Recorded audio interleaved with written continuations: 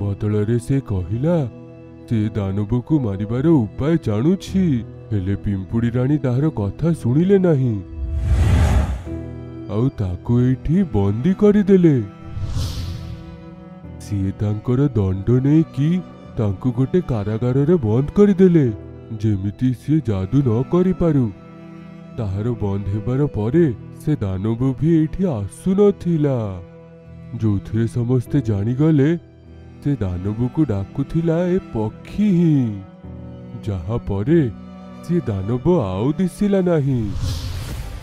ହେଲେ କିଛି ମାସ ଆଗରେ ସେ ଦାନବ ପୁଣି ଫେରି ଆସିଛି ଆଉ ସେ ପୁଣି ଥରେ କାମ ଆରମ୍ଭ କରିଦେଲାଣି। ଏମିତି ସମୟରେ ଛୋଟୁ ହରିଣ ନିଜର ସାହସୀର ଗପ ଶୁଣେଇ ଦେଲା ଆମମାନଙ୍କୁ। ହେଲେ ପିମ୍ପୁଡ଼ି ରାଣୀକୁ ବିଶ୍ୱାସ ହେଇଗଲା ଯେ ଇଏ ସେ ଦାନବକୁ ମାରିପାରିବେ।